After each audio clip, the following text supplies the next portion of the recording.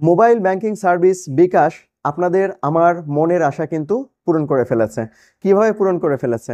অর্থাৎ আপনি প্রতি মাসে, আপনি যদি গার্জিয়ান হয়ে থাকেন তাহলে প্রতি মাসে আপনার ছেলেদের কাছে বা আপনার মেয়ের কাছে টাকা পাঠাতে হয়।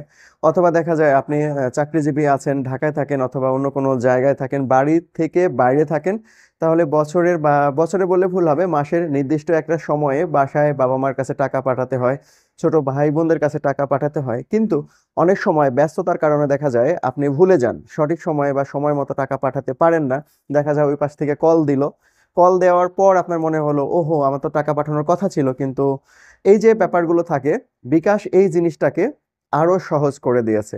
এখন থেকে আপনারা চাইলে খুব সহজেই অটো সেন্ড মানি অপশনে এই অ্যাকাউন্টটা যদি যুক্ত করে দেন, তাহলে দেখা যাবে নির্দিষ্ট সময়ে ওই টাকাটা বিকাশের মাধ্যমে অটোমেটিক সেন্ড হয়ে যাবে যদি আপনার বিকাশে টাকা থাকে।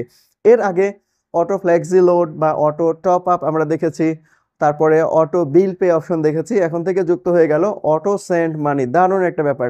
আজকের ভিডিওতে আমি দেখাবো কিভাবে আপনি আপনার বিকাশ অ্যাকাউন্টে এই অটো সেন্ড অপশনটা যুক্ত করবেন। তো চলুন আমরা মূল ভিডিওতে চলে যাই। মূল ভিডিওতে যাওয়ার আগে যারা আমাকে দেখছেন এখনো চ্যানেলটা সাবস্ক্রাইব করেনি, তারা অবশ্যই সাবস্ক্রাইব করে বেল আইকনটা বাজিয়ে দিবেন, এবং যদি ফেসবুক পেজ থেকে দেখে থাকেন তাহলে অবশ্যই পেজটা ফলো করতেও ভুলবেন না।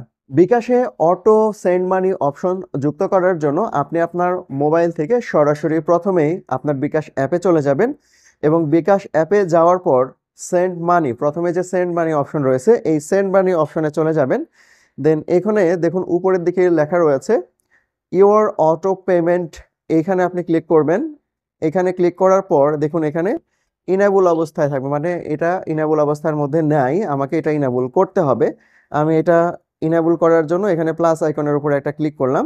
এখন আমি অটো প্লে কিসের জন্য দেব, মানে অটো পেটা আমি কার জন্য অ্যাপ্লাই করব? রিচার্জের জন্য, বিলের জন্য, না সেন্ড মানির জন্য আমি অ্যাপ্লাই করব? আমি অবশ্যই সেন্ড মানির জন্য অ্যাপ্লাই করতে চাচ্ছি, সো আমি সেন্ড মানিতে ক্লিক করব। আপনি যদি পে বিলের জন্য করতে চান পে বিলে ক্লিক করবেন, আবার যদি মোবাইল রিচার্জের জন্য করতে চান তাহলে এই মোবাইল রিচার্জে ক্লিক করবেন। আমি সেন্ড মানির জন্য ক্লিক করব, তো আমি সেন্ড মানিতে এখানে ক্লিক করে দিলাম।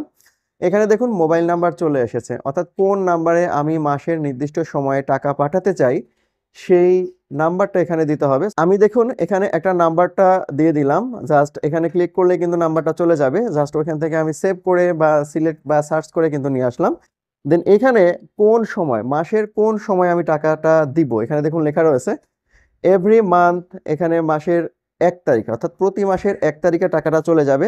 আপনি যদি এখান থেকে 15 দিন পর পর যদি দিতে চান তাহলে সেটা দিতে পারবেন। আবার যদি মনে করেন যে প্রতি সপ্তাহে, তাহলে এই অপশনটা ক্লিক করতে পারবেন। অথবা যদি মনে করেন যে না, এখান থেকে আপনি ঠিক আছে আপনি 1 তারিখে দিবেন না, অন্য কোনো ডেটে দিবেন, তাহলে এখানে যদি ক্লিক করেন তাহলে এখান থেকে ধরুন আমি 10 তারিখে দিব, তাহলে এখানে এই যে 10 দিলাম। 10 দেওয়ার পর জুল, 10 জুল মানে সামনে মাসের 10 তারিখ থেকে শুরু হবে, এবং প্রতি মাসের 10 তারিখে টাকাটা কিন্তু সেন্ড হবে। জাস্ট এখানে আমি ডান করে দিলাম। ডান করে দেওয়ার পর যেহেতু আমরা মোটামুটি অনেক সময় মাসের একবারেই মোটা অঙ্কের টাকা পাঠাই আর বাদ বাকি সময় অল্প বিস্তর টাকা পাঠিয়ে থাকি, সো একটা মাসের আমি একবারই টাকাটা এখানে দিলাম। দেওয়ার পর এখন যে কাজটা করতে হচ্ছে যে এখানে দেখুন একটা অ্যামাউন্ট দেওয়ার কথা বলা রয়েছে মাঝখানে, এই অ্যামাউন্টের এখানে আপনি মাসে কত টাকা আপনি দিবেন এটা আপনাকে সেকেন্ডলি সিলেক্ট করতে হবে। তো কথার কথা আমি এখানে ধরুন 5,000 টাকা দিলাম। 5,000 টাকা দেওয়ার পর জাস্ট এখানে অ্যাকসেপ্ট এর এখানে ক্লিক করতে হবে। আমি এখানে ক্লিক করে দিলাম। এখন এখানে দেখুন সার্চ বলছে কি অ্যাজ অ্যাপ্লিকেবল, অর্থাৎ সেন্ড মানিতে যা চার্জ থাকে সেই চার্জটাই এখানে প্রযোজ্য হবে। অর্থাৎ আপনি যদি স্টারে প্রেরণ করে থাকেন, অর্থাৎ সেন্ড মানি ফ্রি এর যে অপশনটা রয়েছে সেইভাবে যদি আপনি ক্রিয়া করে থাকেন, কাজ করে থাকেন, তাহলে আপনার চার্জ হবে না। আর যদি রেগুলার হয়ে থাকে তাহলে তো 5 টাকা লাগবেই। তো এখানে আমি পিন দিব, পিনটা দিয়ে দিলাম। এখন আমি জাস্ট এখানে অ্যারো বাটনে ক্লিক করলাম, দেন এখানে ট্যাপ অ্যান্ড হোল্ড, দেন এখানে আমি জাস্ট এভাবে ক্লিক করে ধরে রাখলাম।